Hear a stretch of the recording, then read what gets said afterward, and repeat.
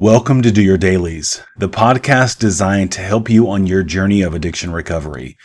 We're going to go through the big book of AA and use our collective experience, strength, and hope to help you understand what addiction recovery really looks like. So grab some snacks, sit back, press play, and dig deep.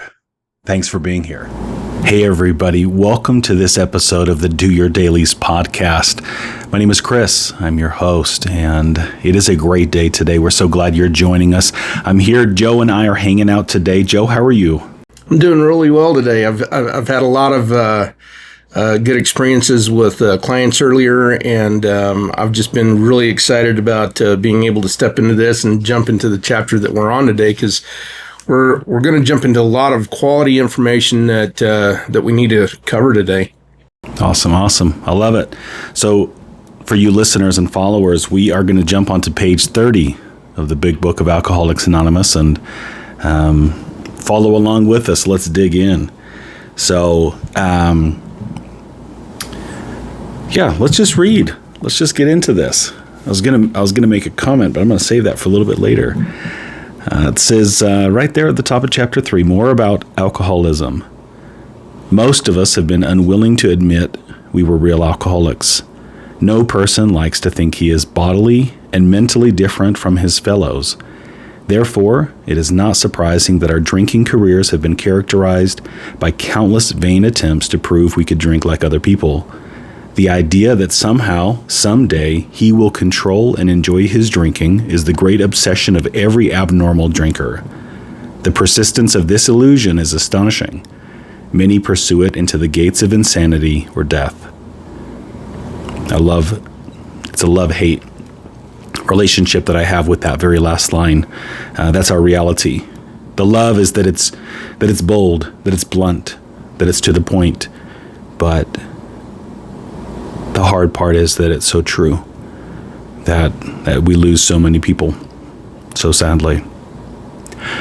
We learned that we had to fully concede to our innermost selves that we were alcoholics. This is the first step in recovery. The delusion that we are like other people, or presently maybe, has to be smashed. Okay, if you don't mind, I'm going to stop there, and I'm going to address this to our audience, because this is such a significant revelation at this point in kind of the development of what Bill has shared with us. This is literally the second element of the disease of addiction. Okay, so when it's talking about the obsession here, what it's really talking about, it's we're obsessed with the idea that somehow, someday, I'm going to control and enjoy my drinking. But it's like, do we really control it? Not if you're an alcoholic. Do you really enjoy it? No, because you've got the allergy of the body that once you put it in your system, it's all about more at that point. There is no stopping. You know, you're in the phenomena of craving beyond your mental control. And at that point, what it blesses us with a greater understanding of the obsession is that obsession will then evolve into literally an illusion, which means that my thinking is no longer capacitated into clear thinking. Is like, I believe the lie. Okay.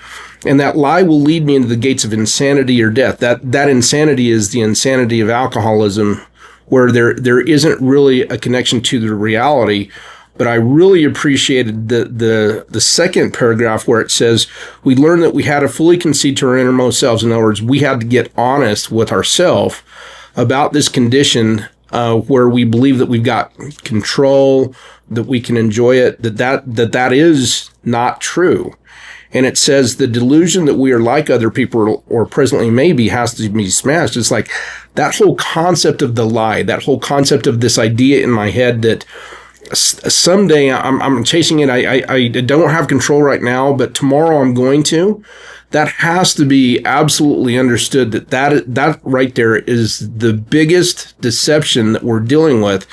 And if I don't smash that, this process of the disease will continue. And that's such an important revelation to people, because what this section of the book does for me more than anything else is it helps me understand a more significant element of what I don't understand, which is my problem. If I don't understand this, I'm not going to get well. Right. So what we've got is we've got three different aspects involved in the obsession. It's just not the obsession that I will control it and I will enjoy it, but that it will go into an illusion where I don't know the truth from the false. And then from there, the delusion gets me into believing it so firmly that I am convinced that I will have control, that it's going to happen, and that nothing's going to keep me from that. And no matter what somebody says, even who they are in my life, I will believe that to the bitter end unless I'm honest with myself and saying, I've got a problem. And in my drinking, I fully conceived all of this, and I didn't believe it was a delusion. I didn't believe it was a lie. I believed that the solution to my problem was drinking. So that's literally where we find ourselves at the moment of like having to really face this dilemma of alcoholism. Is we have to face this obsession, and the obsession is like one of the greatest barriers to keep us from like ever getting help. Now, your thoughts on that? Yeah, well, the statement is replaying in my head, and this has come up so much the last month, but especially this last week and a half in my therapy sessions and interactions with peers and associates and friends and whatever. We're treating symptoms. Mm-hmm. We're continuously band-aiding the issues after the fact or away from the epicenter of what's the actual problem. And it takes a lot of courage to dig in and go, what's actually the underlying issue? Yeah. What's actually the problem here? And I think we spend a lot of time as a society trying to just pick up the pieces and like hold it together.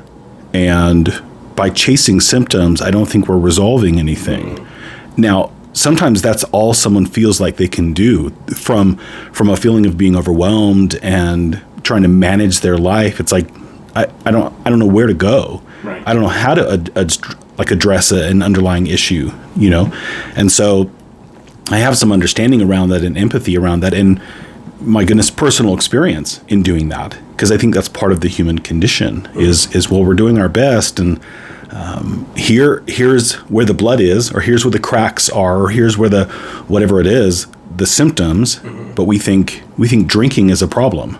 The problem. We think the substance going into the body is the problem. We think the behavior, the spending, the adrenaline rush, the thrill seeking, and those kinds of things, we think that's the problem. But that's a solution to the actual underlying problem being depression, anxiety, traumas, fears, abandonment issues, feelings of inadequacy, lack of self-worth and self-love, and all of this. Every one of those that you just mentioned, I believe also, if we look at that second paragraph, the way it's functionally initially formed, we learned that we had to fully concede to our innermost selves that we were alcoholics. This is the first step in recovery. I don't think it's just alcohol that we have to like fully concede to. I think it's our thoughts. I think it's our feelings. I think it's that pleasing aspect where I want to be liked. I want to be known by other people. I want them to know me, even at the expense of my own self-esteem and regard. So the invitation really is, please take a good look at what it says when it says we learned that we had to fully concede to our innermost selves that we were alcoholics. This is the first step in recovery. When it says that, the invitation is like, just be honest with yourself. That's literally the first most critical state that you get to be invited to really self-evaluate. This isn't anybody doing this with you. This is you looking at yourself saying, where am I? What am I getting out of this? Is it worth the investment that I'm putting into? Or do I really need to like do a deep dive into like where is all of this with me, and where am I with that? Those first two paragraphs are fundamentally critical to understanding the process of the disease, beyond just the allergy of the body, which is the manifestation of the obsession of the mind, which is a phenomenon of craving beyond our mental control. So now we're jumping into the nature of the obsession and how it's such a critical part in this, because as we go through further, it kind of explains more of this to us. I'm just going to take some liberty real quick, and I'm going to jump back to page 23, because it helps us actually understand some of this. So on the very first full paragraph on 23, it says this: "These observations would be academic and pointless if our friend never took the first drink, thereby setting the terrible cycle in motion. Therefore, the main problem of the alcoholic centers in his mind rather than his body." That's the first time we get a glimpse of what they're sharing with us on page 30. Is what they're saying is that the obsession of the mind is the main problem that the alcoholic faces, that we need to fully concede to, that has to be addressed, because if this doesn't get addressed, we're going to stay in the problem. So I just share that with you and the audience, because this is such a critical, important paragraph, or first and second paragraph, to help us understand there's more to this than you can understand, and this is the second part of the disease that keeps us from getting well. So yeah, thank you. Yeah, I went back and underlined back to page 30 the word delusion. Yeah. In that previous sentence where we left off, and I want to just clarify that. I think that's a very powerful word. I think that we can say somebody has a delusion without accusing them of being delusional or crazy or insane or something like that. And sometimes in our culture today, we use words trying to describe a situation or a phenomenon, and it's received as inflammatory. Yeah. It's received with maybe some offense, or it's received in a way that's hurtful. And so I want to just kind of normalize that we can have delusional thinking. We can have delusional thoughts. It's not fun. It's not. Mm-hmm. We're not proud of it. We're not excited to say I have a delusion. Right.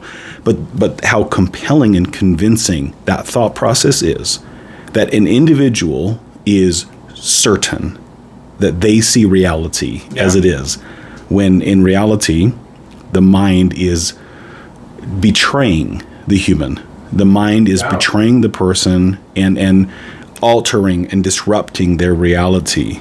It's scary and terrifying. Mm-hmm. And simultaneously for our listeners and viewers, there's room for growth. There's room for healing that, for changing that, for rewiring the brain. This isn't something that has to be forever, that has to be terminal and permanent.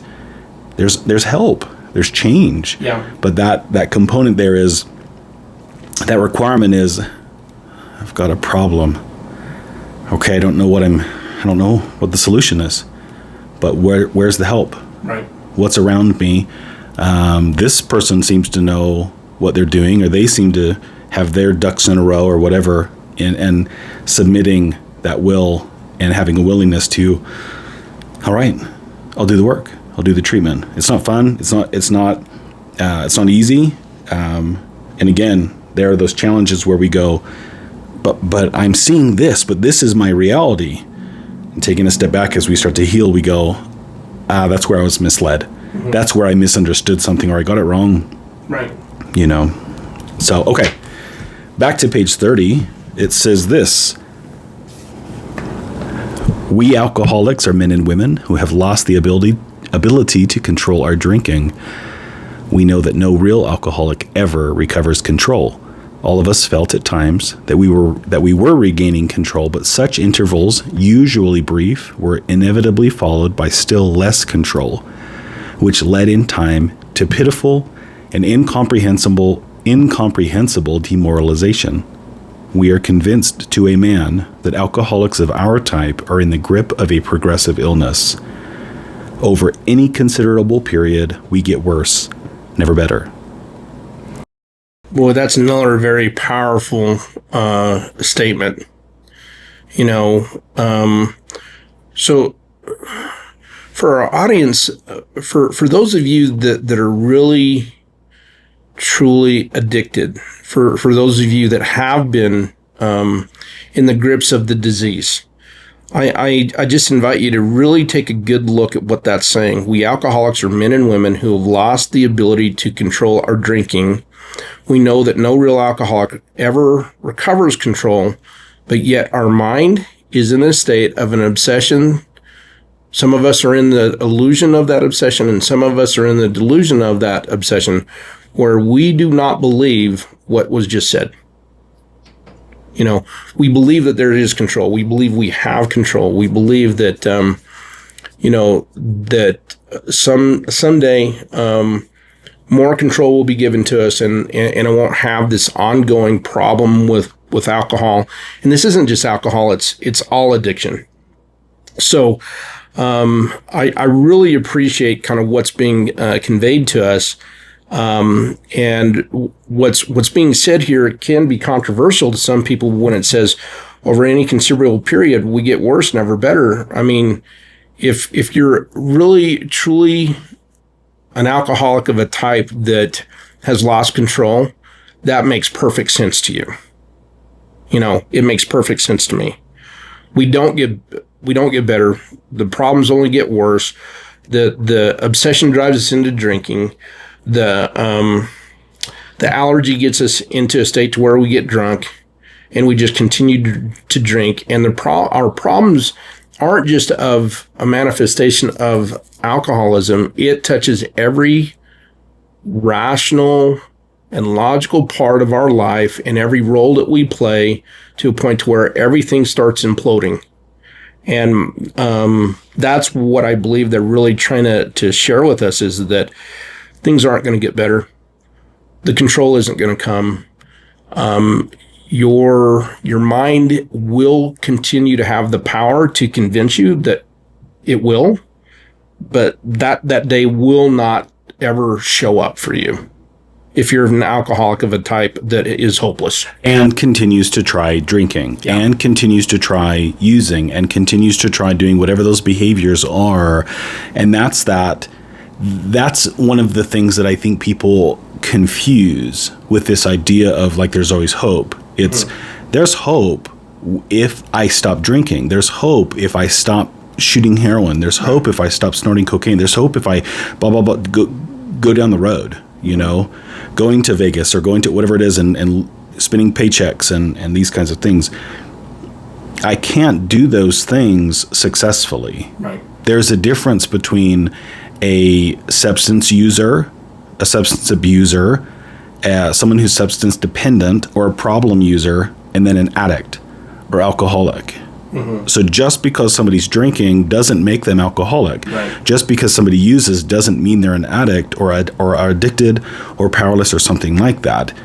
But the more someone does those behaviors and lives that lifestyle and engages in that, the higher the likelihood of the disease kicking on, that switch, popping on. Yeah. And that's what we believe you can't get back from. Right. You don't go back from. Now, I have some personal beliefs around healing the brain.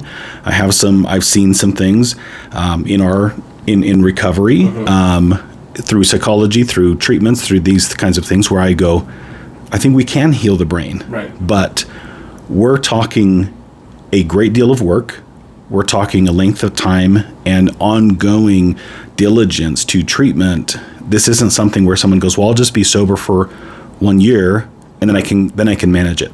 That doesn't work, And so I want to just reiterate, there's hope in recovery, but we can't continue doing those same behaviors and think the problems are going to go away, because that problem or addictive use is what's leading to an increase in those problems and those symptoms.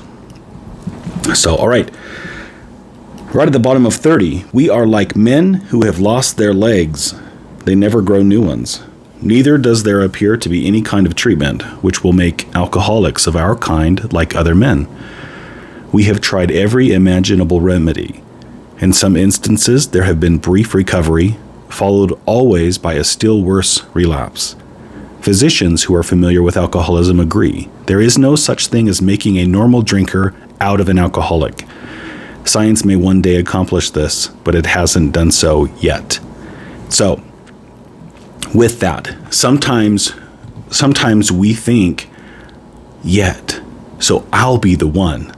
I'll be the one to disrupt the bell curve, or I'll be the one to validate the bell curve. Yeah. I'll be the one to disrupt the norm, right? What we've always seen. And so that's, again, one of those delusions that comes up where it's, Dave talks all the time about writing our revisionist history and how we need to actually write down the truth. And so when we have these ideas of, oh, it wasn't that bad, or I'm not that bad, or look, I'm normal, or I can stop whenever I want, or I swear I'll never do this again. Right. These are delusions that we're tricking ourselves, or the mind is tricking us. And again, there's hope out of this, but we have to have a willingness to be transparent and look within. So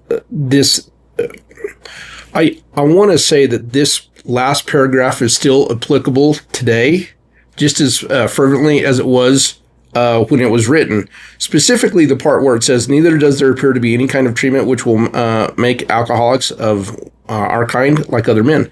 That still applies today. I mean, we are literally almost 100 years to the point of this book being written, and we are still dealing with that same kind of issue related to treatment. It has not been an advance at this point in our lives that can change an alcoholic from the position of the disease that they're in into somebody that can take it or leave it. We're still in that dilemma. And I just invite you to take a look at that, because they had advances in treatment. They had the same capacity to think this out, to rationalize it, to look at it logically, to look at it along the lines of the spirituality and all the other dynamics. And we are still in the same position that they're sharing with us that they were dealing with almost 100 years ago.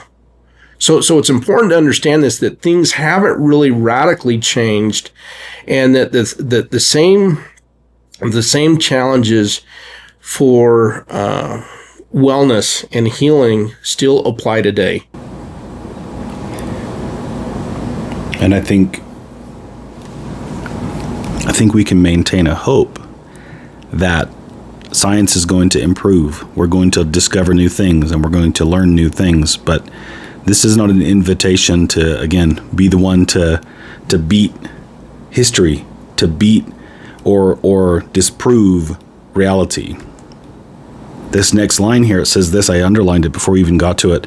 Despite all we can say, many who are real alcoholics are not going to believe they're in that class. Mm-hmm. Imagine that. Press pause, take a moment to reflect, anybody, whether this is looking inward or those people that you interact with. Why you're listening to this podcast, because it might not be for you. It might be for somebody that you love, somebody that's under your care.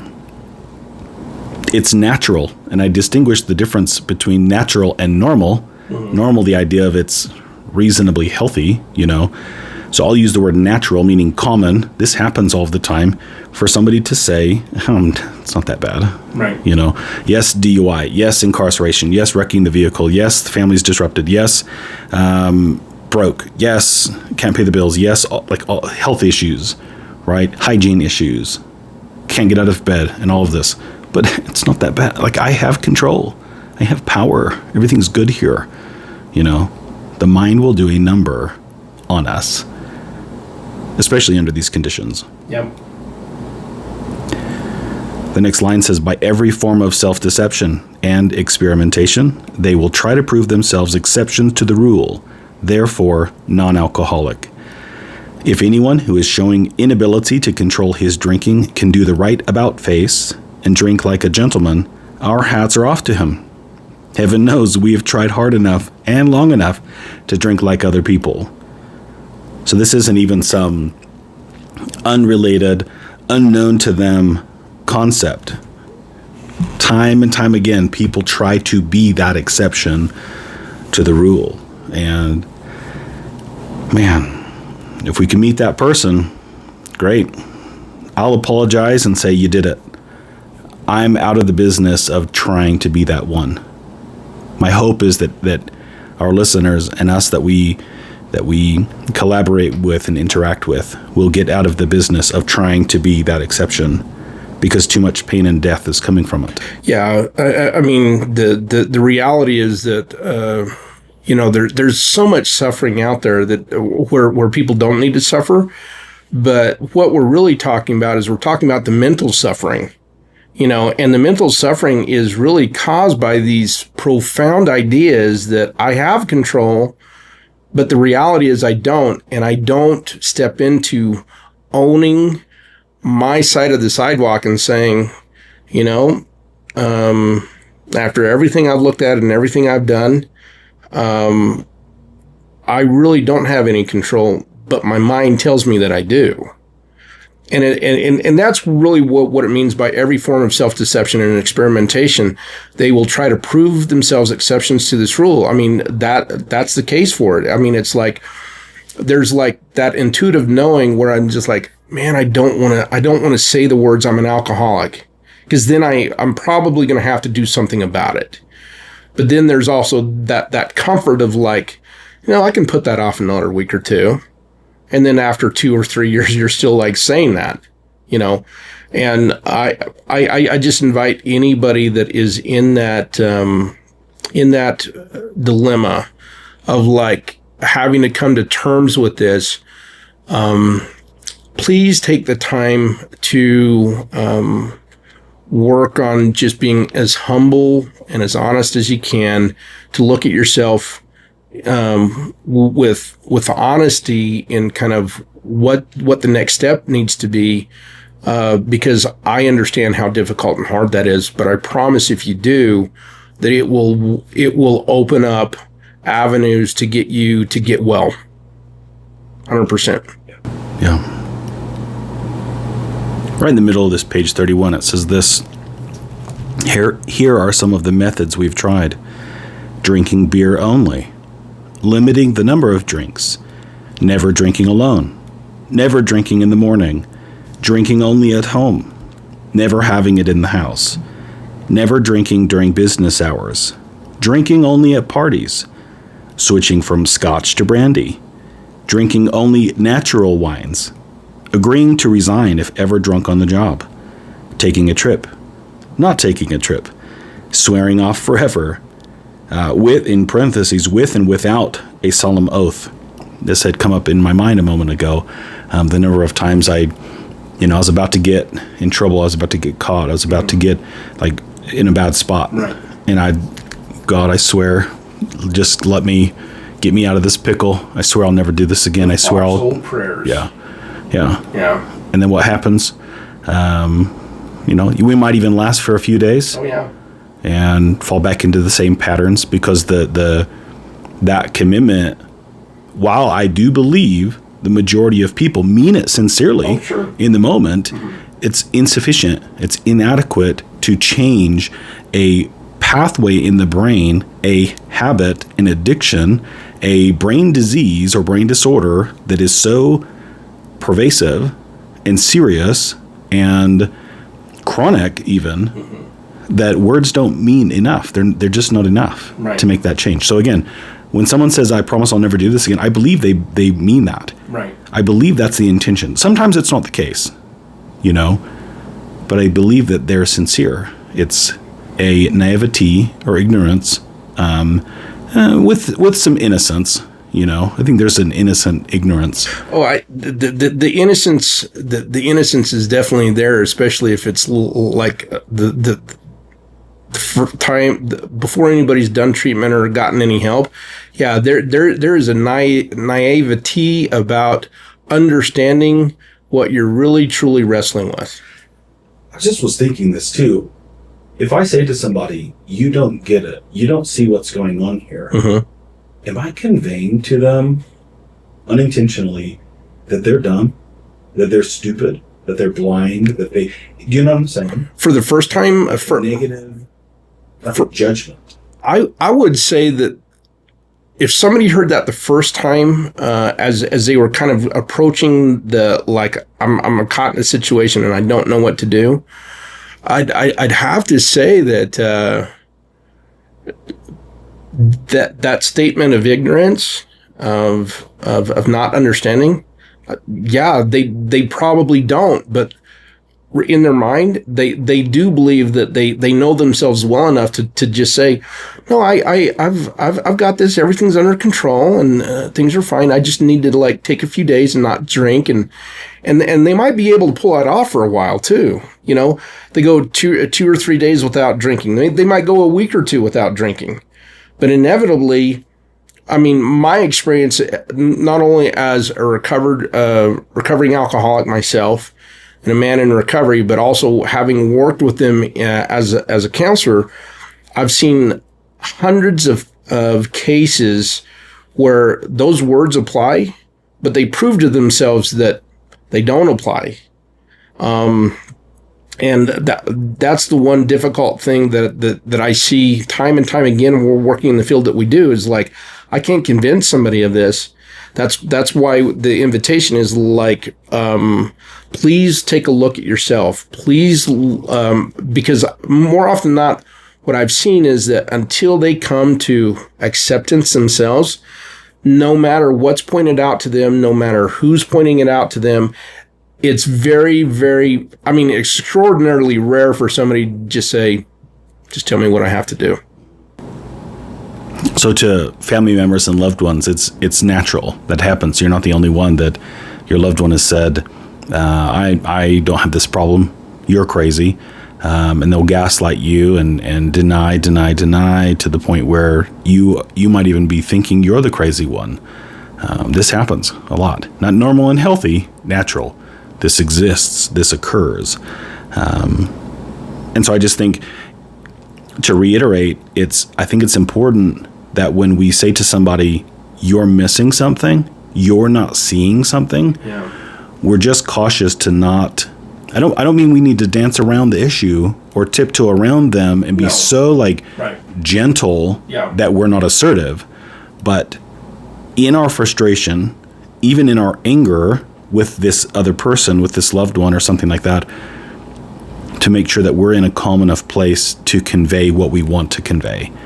And so if I'm saying like, you don't see what's going on here, or you don't get it, or you don't understand, I'm not calling you dumb. I'm not calling you less than. I'm not saying you're inadequate or some way. It's, you've got some blinders on. I even take the position when I'm told I don't understand to just say, you're right, I don't, because I'm not in their shoes. But what in this particular chapter, the next paragraph is where it gets really interesting, because they're basically saying what we're saying, you know? So I'm going to invite you to just read that. Okay, right back there in the middle, kind of almost to the end of that paragraph. Yeah. So swearing off forever with and without a solemn oath, and then taking more physical exercise, reading inspirational books. Oh, I got that new self-help book. That's going to cure me. Mm-hmm. That's going to fix me. Or I'm in the gym all the time. Going to health farms and sanitariums, accepting voluntary commitment to asylums. We could increase the list ad infinitum. We do not like to pronounce any individual as alcoholic, but you can quickly diagnose yourself. That takes a lot of courage. Yeah. And I'm very cautious to not throw that word around. I don't tell someone else you're an addict, but it's here's the evidence. Here's the information. Let's really assess this honestly. And it's not a death sentence. It doesn't have to be the end of the world, especially provided that we say, okay, let me look at what's really going on here. Let me seek out the cures. And now this intervention that they talk about is kind of like extreme, but 100 years ago, I mean, it was just like, you want to find out? Let's do some controlled drinking. Yeah. You know, and that's basically what what he invites us to look at. I wonder if we could get away with like setting that up in a controlled environment here. Maybe I need to. I don't think the ethics department would be like, yeah, we're going to sign off on this experiment. Yeah. But I'll keep going. It says step over. So again, you can quickly diagnose yourself, and it's kind of inviting a challenge. We're not inviting you to do that. No, we're not. Big asterisk right there. I guess I just did a star asterisk there. Don't go do this. But for your imagination, step over to the nearest bar room and try some controlled drinking. Try to drink and stop abruptly. Try it more than once. It will not take long for you to decide if you are honest with yourself about it. It may be worth a bad case of jitters if you get a full knowledge of your condition.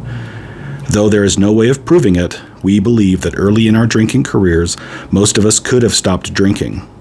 But the difficulty is that few alcoholics have enough desire to stop while there is yet time. We have heard of a few instances where people who showed definite signs of alcoholism were able to stop for a long period because of an overpowering desire to do so. Here is one. Do you want to read that story? Sure. A man of 30 was doing a great deal of spree drinking. He was very nervous in the morning after these bouts and quieted himself with more liquor. He was ambitious to succeed in business, but saw that he would get nowhere if he drank at all. Once he started, he had no control whatever. He made up his mind that until he had been successful in business and had retired, he would not touch another drop. An exceptional man, he remained bone dry for 25 years and retired at the age of 55. After a successful and happy business career, then he fell victim to the belief that practically every alcoholic has, that his long period of sobriety and self-discipline had qualified him to drink as other men. Out came the carpet slippers and a bottle. In 2 months, he was in a hospital, puzzled and humiliated. He tried to regulate his drinking for a while, making several trips to the hospital. Meantime, then gathering all his forces, he attempted to stop altogether and found he could not. Every means of solving his problem, which money could buy, was at his disposal. Every attempt failed. Though a robust man at retirement, he went to pieces quickly and was dead within 4 years. I'd like to just stop right there and talk about that for just a minute. Here's the quality of a story of a man that accomplished the greatest financial success, retired at the age of 55, had all the means available to him, and then within 4 years of retirement, one idea killed him. And that idea was that he could drink like other men, and because of his self-discipline and his time away from drinking, that he had learned to control it. Certainly, within 4 years, he learned that was not true, but unfortunately, he could not stop due to the nature of the disease, because he went to the hospital the first time, committed to actually stopping, went again, committed that time that he was done, and then found he couldn't. He didn't understand the problem. You don't understand the problem of this, you can't get into the solution, and therefore the real problem of what we're talking about manifest. The obsession of the mind with the allergy of the body combined to literally do this guy in. He had no defense against it. He couldn't stop it. He didn't understand it. And that's what they were saying. It's like at some point early in the drinking careers, you can stop. But if you continue at that point, you're going to find out that you're beyond the aid of like stopping yourself. And this guy's experience in what Bill was sharing was a perfect example. He had all the resources. He could have done anything. But the minute he started drinking, that allergy of the body hit him. He started drinking more. The obsession never left. And it was just a deep dive into 4 years of most likely pain, suffering, and agony of not understanding the condition that he was in, and it killed him. And that's unfortunate. And that does not need to happen today, because we have the big book of Alcoholics Anonymous. We can study it. We've got people that can explain it, and we've got programs that teach us. I think it's the terms cunning, baffling, and powerful are used so much, so often, and I look at this as a living, breathing force wanting to destroy a human being. And when we can look at it from that perspective, it's not the individual who's who's bad, who's horrible or anything like that, who's any less of a person, less worthy or important or something like that. But there's an illness. And so that allows us to have a level of compassion and desire to help somebody, to encourage them, and to sit with them. So,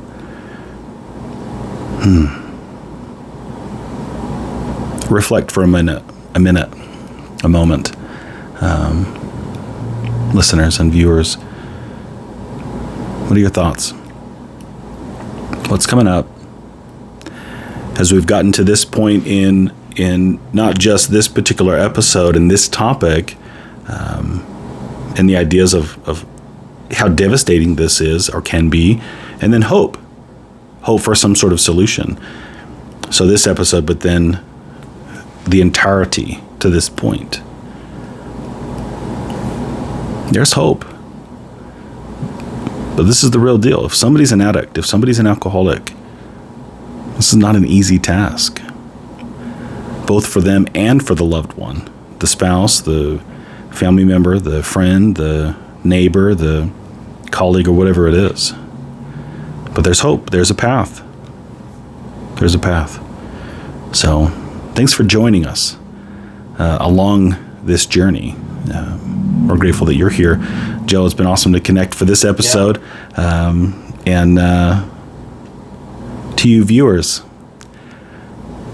after we wrap this one up, before you run off to that next thing that you're doing, pause for a moment. I just want you to focus on something you're grateful for today. If it so happens to be another human being, will you reach out to them? Just tell them. Connect with them. It'll make their day. Have a great time today. Have a great week. We'll see you next time on the Do Your Dailies podcast. Take care. Thank you. Thanks for checking out this clip from the Do Your Dailies Big Book podcast. If you like what you hear and you want more, please like and subscribe and share this show with your friends, with your clients, with your sponsees. That's the best way to support us bringing you more recovery content. You can follow us on YouTube, Facebook, and X at Do Your Dailies. This podcast is sponsored by Hobble Creek Health and is edited and produced by Nielsen Digital.